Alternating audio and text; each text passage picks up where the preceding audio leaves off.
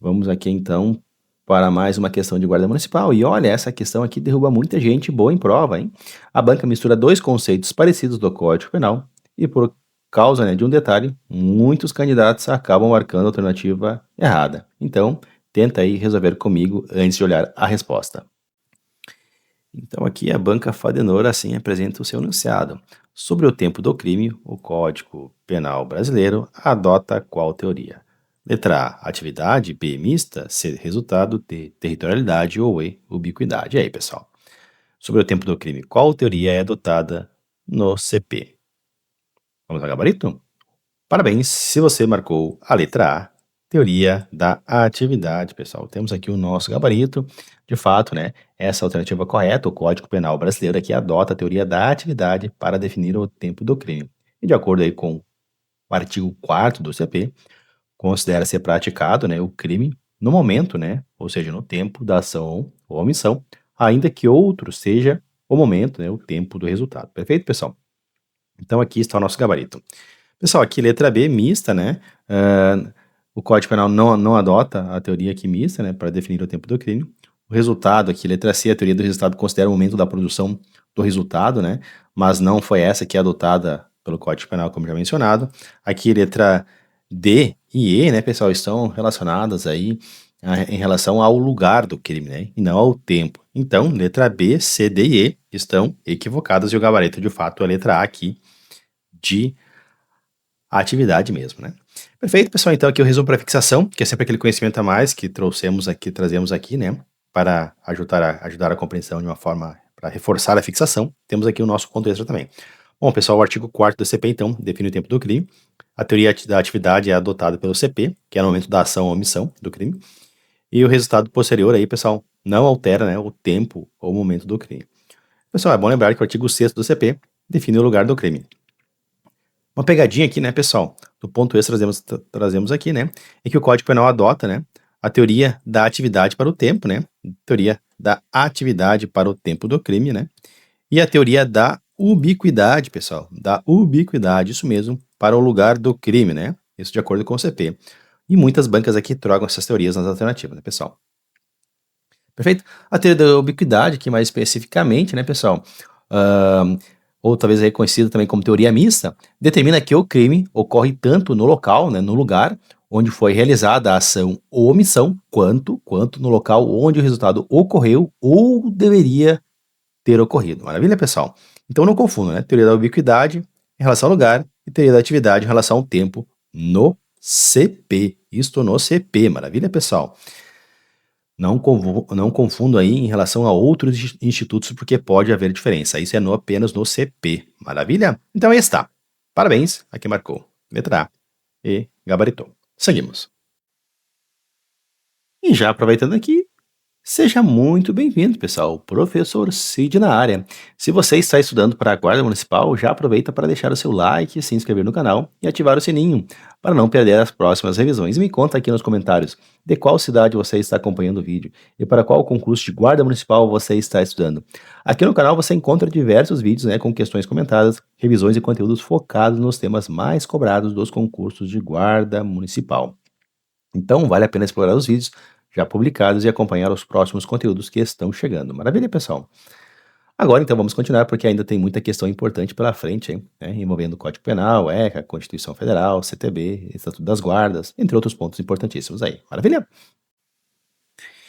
Então, a banca Egeduc assim apresenta essa questão. Em operação em torno de uma escola municipal, a Guarda Civil Municipal, GCM, flagra comerciante vendendo bebida alcoólica a adolescente. À luz do título 7º do Estatuto da Criança e do Adolescente, ECA, qual alternativa está correta?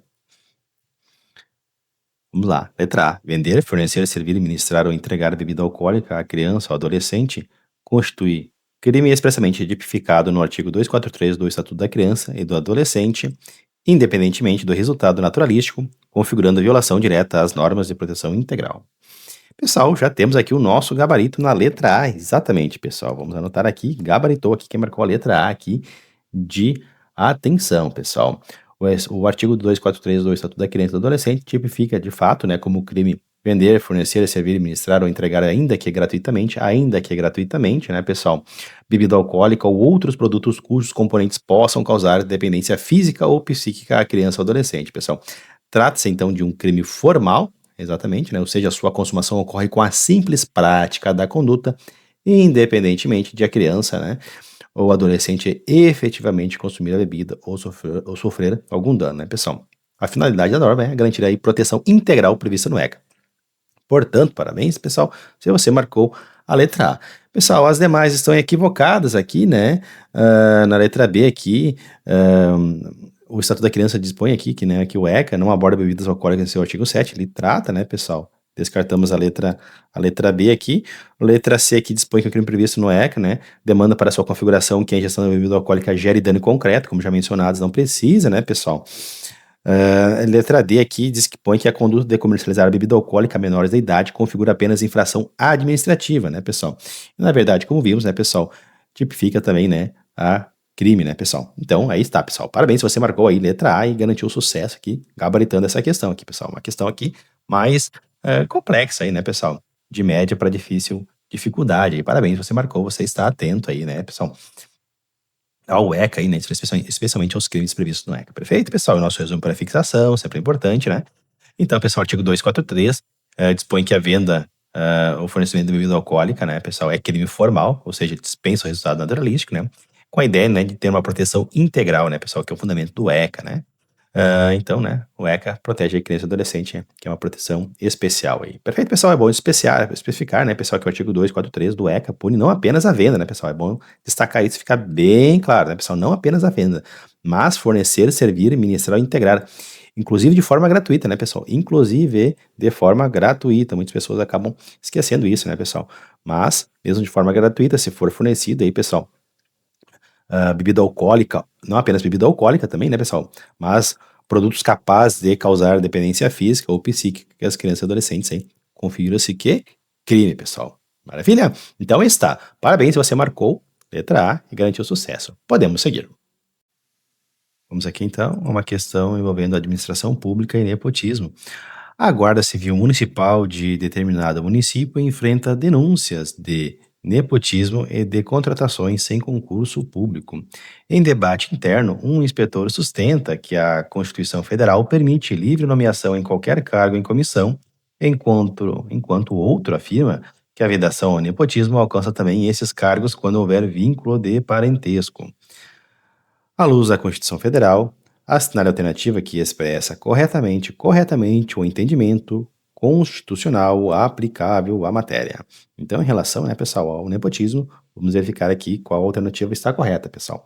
Letra A dispõe que a nomeação de parentes em cargos de direção ou assessoramento é possível, pois a Constituição, em seu artigo 37, inciso 2, exige concurso apenas para cargos efetivos, não estabelecendo proibição explícita sobre parentesco em funções comissionadas.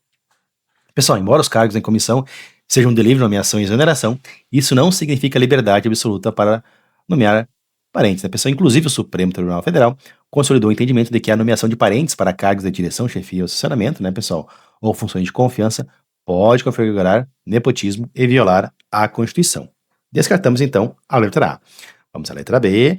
O princípio da moralidade administrativa previsto no artigo 37, caput, tem caráter orientador e não alcança de forma imediata a nomeação de parentes, cabendo à legislação infraconstitucional disciplinar situações de possível conflito. Errado, pessoal. O princípio da moralidade possui aplicação imediata e eficácia direta, né, pessoal? O STF reconhece que a vedação ao nepotismo decorre diretamente dos princípios constitucionais, mesmo independentemente de lei específica, perfeito? Letra C. A vedação ao nepotismo seria direcionada exclusivamente aos cargos providos por concurso público, já que o artigo 37, inciso 5º, trata dos cargos comissionados como de livre nomeação e exoneração, sem impor requisitos adicionais de impedimento por vínculo familiar. Pessoal, como já mencionado, né, a vedação ao nepotismo não se limita a cargos providos por concurso público, né, pessoal? Então, aqui está descartada a letra C. Sobrou a nossa letra D aqui, de Dinamarca. Vamos ver. A vedação ao nepotismo decorre do princípio da moralidade administrativa previsto no artigo 37, caput, aplicando-se inclusive aos cargos em comissão, pois a administração pública deve observar a impessoalidade e impedir favorecimentos pessoais. realmente, pessoal, não pode ser outro, né? Senão o nosso gabarito aqui, de fato, aqui, gabaritou que marcou a letra D aqui, né, pessoal? Exatamente, né? A vedação ao nepotismo, né, pessoal, decorre dos princípios da moralidade, da impessoalidade, da igualdade, da eficiência, né? Extraídos aí, princípios extraídos do artigo 37, né, da Constituição Federal. O entendimento, né, pessoal, foi consolidado aí pelo STF pela súmula vinculante 13, né, que considera aí inconstitucional a nomeação de cônjuge, companheiro ou parente até o terceiro grau aí, para cargos em comissão, funções de confiança ou funções gratificadas, ressalvadas algumas situações muito específicas aí, reconhecidas pela jurisprudência. Maravilha? Mas então tá aí, pessoal. Gabarito letra D aqui. Parabéns. Vamos aqui para a fixação, né, pessoal? Artigo 37 dispõe sobre os princípios da administração pública. Não pode passar, não pode fazer prova aí, pessoal, sem saber aí de cabeça, né, os princípios da administração pública. É importante você ver e rever no artigo 37. A moralidade, né, pessoal, é o princípio que atua, né, que dispõe sobre uma atuação ética e proba. A impessoalidade, né, veda favorecimentos pessoais. O nepotismo, né, pessoal, é incompatível, então, com os princípios constitucionais, conforme o entendimento do STF. Pessoal, tem a súmula vinculante 13 do STF, que também é importante vocês aí saberem de cabeça, né, pessoal? Ela dispõe sobre o que chamamos aí de nepotismo cruzado, situação, né, em que autoridades realizam nomeações recíprocas de parentes para tentar burlar a Constituição, né, pessoal? Então, muitas vezes aí pessoas aí acabam fazendo essa nomeação, né, pessoal? Por exemplo, um deputado, né, um senador aí, cada um aí pega parentes do outro colega aí, pessoal, para aí estabelecer uma relação de nepotismo aí, favorecimento pessoal aí, baseado aí num acordo entre eles, perfeito, pessoal? Esse nepotismo cruzado aí também é muito cobrado nas provas. Maravilha? Então aí está. Parabéns aqui, marcou a letra D e gabaritou a questão. Seguimos. Vamos aqui ao Instituto Legatos aqui, né, pessoal? Ver o que propõe aqui o enunciado. O motorista é flagrado conduzindo seu veículo com a capacidade psicomotora alterada em razão da influência de álcool, comprovada por teste de etilômetro. Além das sanções administrativas previstas no CTB, ele também é processado criminalmente. No processo criminal, sua defesa alega que a punição administrativa, multa e suspensão do direito de dirigir, já é suficiente e uma condenação penal configuraria bis in idem. Qual a análise correta dessa alegação? E aí, pessoal, vamos analisar. Letra A. A alegação é improcedente, pois as instâncias administrativa, civil e penal são independentes e a conduta pode configurar tanto infração de trânsito quanto crime, permitindo a dupla punição. Pessoal, correto, pessoal. Gabaritou aqui, né? Gabaritou que marcou aqui. Letra A, pessoal. Correto, né, pessoal? Então, aqui a alegação é improcedente, né? No ordenamento jurídico brasileiro, vigora o princípio da independência das instâncias, pessoal, permitindo que uma mesma conduta gere consequências na esfera administrativa, civil e penal e simultaneamente, né, pessoal? São instâncias independentes, né, pessoal? Independentes. Assim, o motorista que dirige com capacidade psicomotora alterada, né, em razão do álcool, pode sofrer sanções administrativas, né, responsabilização criminal e, inclusive, responsabilização civil pelos danos eventualmente causados, né? Pessoal, as demais alternativas estão incorretas, né? A alegação procede, como já dissemos, ela é improcedente, né, pessoal? Aqui a alegação que diz procede parcialmente, também está incorreto, né? O réu pode ser condenado penalmente, mas o valor da multa administrativa deverá ser descontado da pena de pressão pecuniária se houver. Aqui a letra C, né, pessoal, não existe essa previsão, não existe essa previsão legal, né, determinando o abatimento da multa administrativa de eventual pena, né, aplicada aí na esfera criminal. Letra D, a alegação é improcedente, mas apenas porque o crime de embriaguez ao volante é de perigo abstrato, não se aplicando o mesmo raciocínio a outras infrações de trânsito. Pessoal, aqui na letra D também está errado, né? A independência, pessoal, das instâncias não decorre, né? Ela não decorre do fato de o crime ser de perigo abstrato, né, pessoal? Ela decorre da autonomia entre as esferas administrativa, civil e penal, né, pessoal? Então aqui esse porquê que acaba estragando também aqui a alternativa. Letra A, a alegação procede, o juiz criminal deve suspender o processo até o trânsito em julgado da decisão administrativa para evitar decisões conflitantes. Não, né, pessoal? Não há necessidade de suspensão do processo criminal até o término do processo administrativo, né? As instâncias aí podem tramitar de forma independente, perfeito? Então, pessoal, de fato aqui, né, descartamos B, C, D e E, e ficamos com letra A aqui, pessoal. de atitude. Maravilha? Então, aqui o nosso resumo para fixação dispõe que o artigo 165 do CTB dispõe sobre infração administrativa por embriaguez. Já o artigo 306, né, dispõe sobre crime, né, de embriaguez ao volante. E existe, então, independência das instâncias administrativa, civil e penal convencionado. E bis ainda não ocorre, né, quando as sanções pertencem a esferas distintas. Maravilha, pessoal? Então, aí está. O nosso ponto extra dispõe aqui que a recusa ao teste do etilômetro, né, do bafômetro, também gera penalidades, então, administrativas previstas no artigo 165 do CTB, né, pessoal? Ainda que não haja comprovação do crime de embriaguez ao volante na esfera penal. Então, pessoal, né, ainda que não haja comprovação do crime de embriaguez ao volante na esfera penal, aí pode, né, pessoal, pode aí gerar penalidades administrativas aí previstas no artigo 165A do CTB. Maravilha? Então, aí está. Ponto importante, né, já que as esferas aqui administrativa e penal são independentes. Perfeito, pessoal?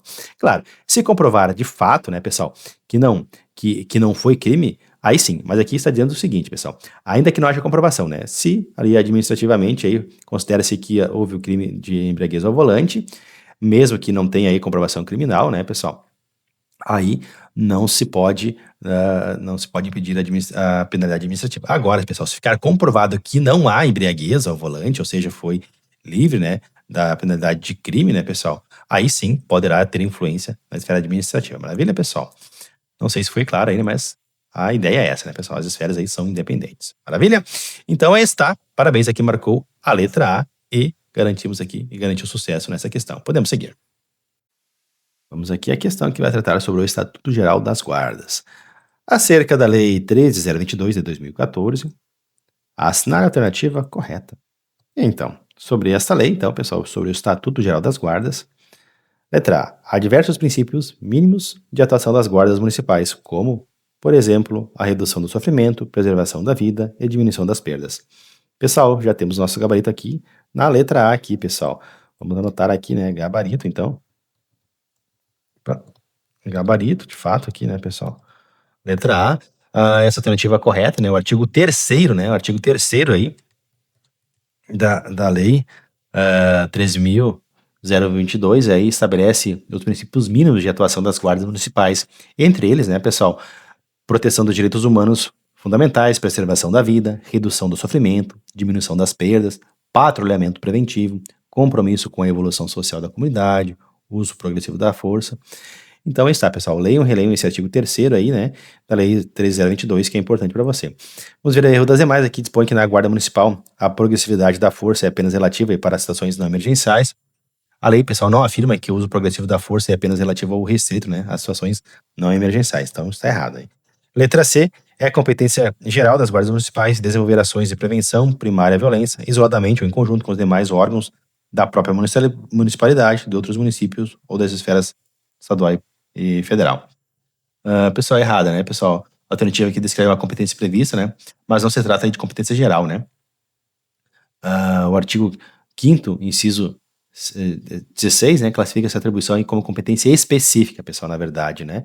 E não aí geral, perfeito? Então, descartamos a letra C aqui. Letra D, o município deve criar por decreto sua guarda municipal se a população for superior a 50 mil habitantes. Pessoal, não é obrigado a criar, né, guarda municipal, né, o município, né? A criação aí deve ocorrer, na verdade, aí também por lei, né, pessoal, e não por decreto, né? Então, letra D, errada. Gabarito, letra A aí, né? Sempre é importante, né, pessoal, verificar aqui o erro das demais, né? Porque aí você consegue ter um fundamento, um substrato a mais para o dia da prova, perfeito? Resumo para fixação, então. Princípios mínimos da atuação, no artigo 3º da lei. Preservação da vida é um princípio da Guarda Municipal, sim. Uso progressivo da força também é um princípio expresso da lei. O artigo 6º, né, Guarda Municipal é criada por lei, perfeito? Então, pessoal, a lei 13.022 aí estabelece como princípio das guardas municipais, né, a proteção dos direitos humanos fundamentais, reforçando o caráter preventivo e cidadão da atuação dessas instituições, né, pessoal? Essa é a ideia, né, pessoal, das guardas municipais aí, né, ter um caráter preventivo e na atuação aí cidadã para a guarda municipal. E não apenas, né, pessoal, não apenas aí para a proteção do patrimônio público, né, como era a ideia antigamente. Perfeito? Então aí está, letra A, gabarito. Vamos então com essa questão aqui, pessoal. Espero aí que acertem, né? Vamos lá, vamos ao enunciado. Um ato praticado por autoridade pública competente, mas com finalidade diversa daquela prevista em lei, caracteriza abuso de poder na modalidade. Então aqui vamos ler novamente o enunciado com cuidado, né? Um ato praticado por autoridade pública competente, mas com finalidade diversa, ou seja, com finalidade diversa daquela prevista em lei, caracteriza abuso de poder na modalidade: A. Desvio de poder. B. Excesso de poder. C. Desvio de atribuição. D. Abuso de autoridade ou excesso de competência. Vamos aqui, pessoal, a letra A. Desvio de poder? Seria o gabarito, pessoal? Exatamente, pessoal. Aqui está o nosso gabarito já na letra A aqui. Vamos anotar, então, o gabarito, né? De fato, aqui, o enunciado descreve exatamente o chamado desvio de poder, né, pessoal? Ou desvio de finalidade também, né? Nesse caso, a autoridade aí é competente para praticar o ato, né? Mas utiliza essa competência para alcançar finalidade diferente da prevista em lei, né, pessoal? Maravilha? Uma dica muito importante em prova, né, pessoal? No desvio de poder, o problema não está na competência, né, mas sim na finalidade do ato administrativo. Perfeito, pessoal?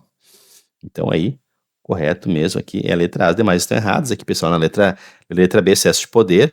O excesso de poder ocorre quando a autoridade ultrapassa os limites de sua competência, né, pessoal? Não está relacionada à finalidade, mas sim aos limites de competência legal, né, pessoal? Então está errado. Desvio de atribuição aqui, pessoal, não é classificação clássica, né, utilizada pela doutrina para esse tipo de abuso, né? Abuso de autoridade, que é a letra D, é a expressão mais ampla e pode até envolver ilícito penal ou administrativo, né? Mas a questão pede a espécie específica aqui, né? Conforme enunciado, de abuso de poder. E excesso de competência aqui não é a terminologia também técnica correta, né? Utilizada pela doutrina majoritária para a situação aqui narrada, né? Então aqui está errada essas alternativas B, C, D e E, e o gabarito é a letra A mesmo, né, pessoal? Em nosso resumo aqui, então, desvio de poder, né, pessoal? É quando a finalidade é ilegal, né, pessoal? Se desvia da finalidade. Autoridade competente, né, pessoal? O ato, né, está vinculado ao ato aparentemente válido. E aqui o excesso de poder é quando ultrapassa a competência, né, pessoal? E aqui o desvio de finalidade, aqui, né, é um sinônimo muito cobrado aqui como desvio de poder, né? Entre desvio de poder e finalidade seria o mesmo termos diferentes para a mesma definição, né?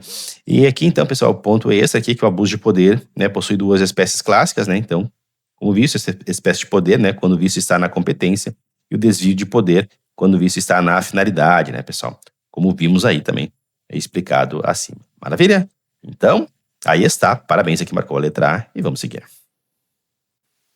Aqui uma questão de direito penal, vamos lá. A conduta de subtrair coisa móvel, alheia mediante grave ameaça ou violência à pessoa, resultando em morte, caracteriza o crime de: letra A, furto qualificado. Errado, né? Furto qualificado não envolve violência ou grave ameaça contra a pessoa, né? O furto ocorre de forma clandestina, né? Ou sem confronto direto com a vítima. Letra B, roubo qualificado. Pessoal, aqui está certo, né? A questão descreve o crime de roubo qualificado pelo resultado morte, né? Conhecido popularmente como latrocínio, né, pessoal? O núcleo da conduta, né, é a subtração patrimonial mediante violência ou grave ameaça, né? Quando dessa violência resulta a morte, né? Aplica o artigo 157, parágrafo 3º, inciso 2º do Código Penal. Então, aqui está o nosso gabarito, né, pessoal? Podemos anotar, então, aqui gabarito, né? Vamos ver aqui o erro das demais, né? Aqui esse é o homicídio simples. Não é homicídio simples descrito, né, pessoal? Porque a finalidade principal da conduta descrita, né, aqui é subtrair, né, é subtração patrimonial mediante violência. Já de extorsão qualificada, né, extorsão a vítima, né, constrangida a fazer, tolerar ou deixar de fazer algo para obter vantagem econômica, né? A descrição da questão corresponde claramente a roubo. Letra E, homicídio qualificado. Aqui o homicídio qualificado possui circunstâncias agravantes específicas, né, mas não envolve necessariamente subtração patrimonial como elemento central do tipo penal. Então, de fato, né, pessoal, o nosso gabarito é apenas a letra B.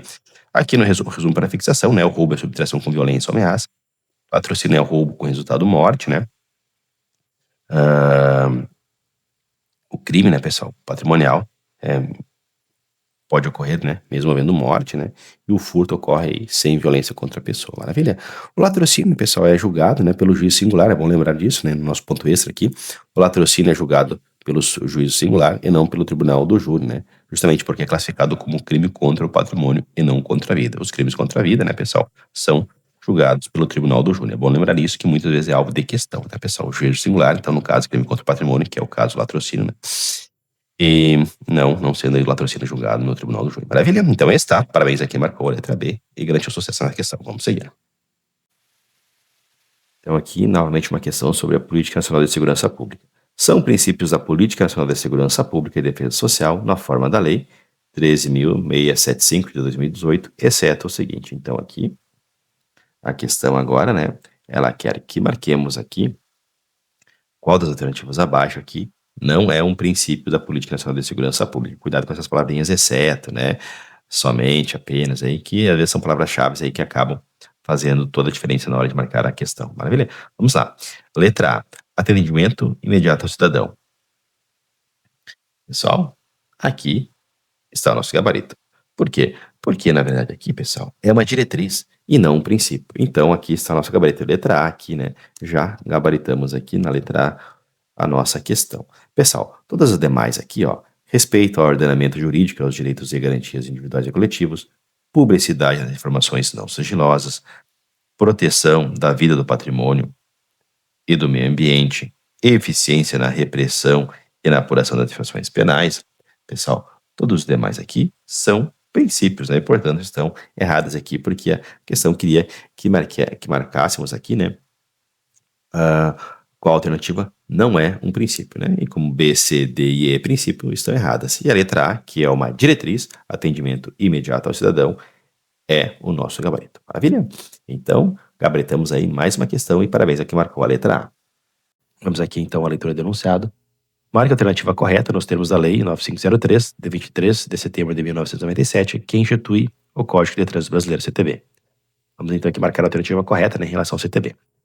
Letra A. Quando veículos transitando por fluxos que se cruzem se aproximarem de local não sinalizado, terá preferência de passagem no caso de apenas um fluxo ser proveniente de rodovia, o que vier pela direita do condutor.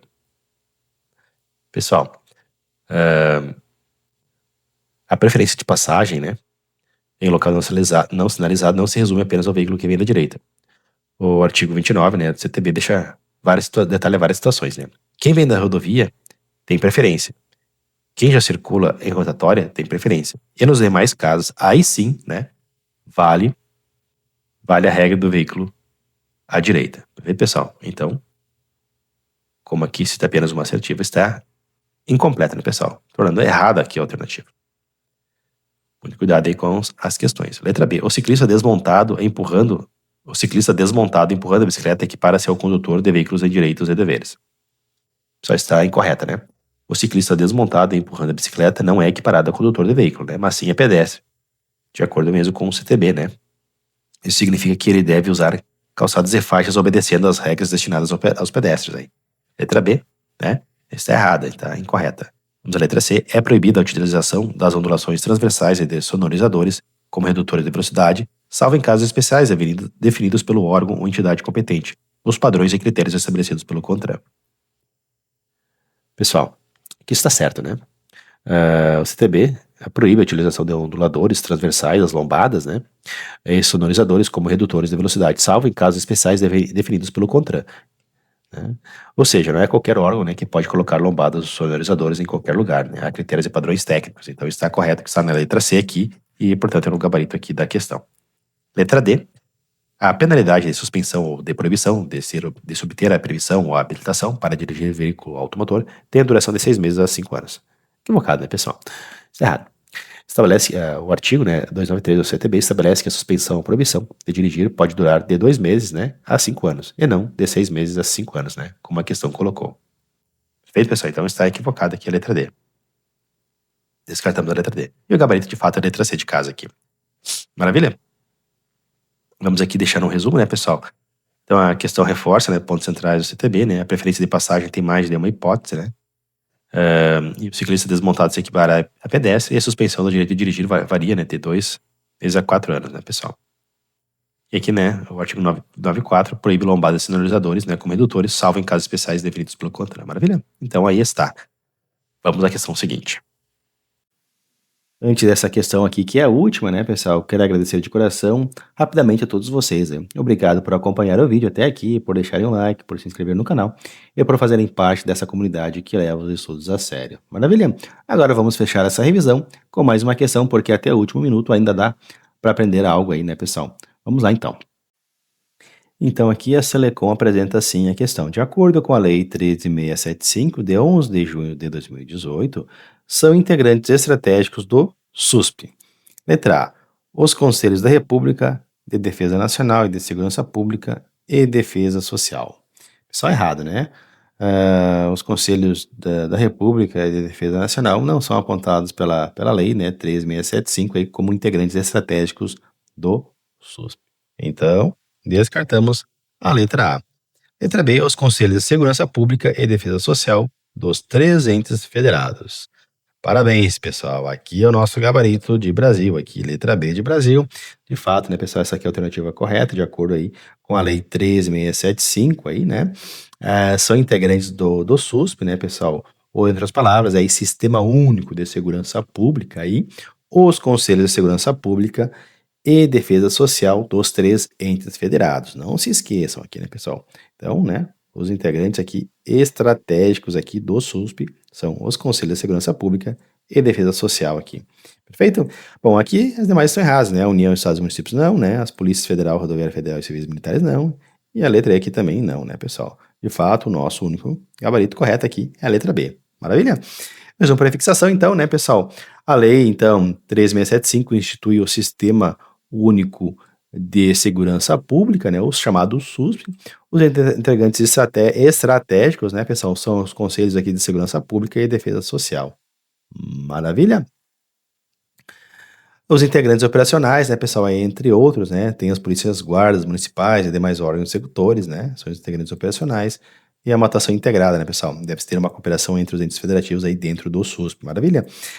Pessoal, aqui as guardas municipais, né, são expressamente classificadas pela lei como integrantes operacionais, né, pessoal? Guardas municipais aqui, né? Eles são operacionais aqui do SUSP, né? Ao lado de outros, né, pessoal? Das Polícia Federal, Rodoviária Federal, civis, militares, corpos de bombeiros, Polícia Penal, entre outros órgãos previstos na lei. Maravilha, pessoal? Então é sempre importante aí decorar essas listas, porque muitas vezes a prova vai ser, né? Copia e cola, né, pessoal? Dessas listas aí, e vai tirar uma outra, talvez, órgão para fazer errar, né? Vai acrescentar outros órgãos dentro daquele conceito para errar também, né? Maravilha? Então aí está. Parabéns se você marcou a letra B. Então chegamos ao final de mais um simulado. Obrigado pela sua companhia, por dedicar parte do seu tempo aqui comigo, pessoal. Continue firme na preparação, mantenha a constância, revise bastante e confie no processo de estudo, né, pessoal?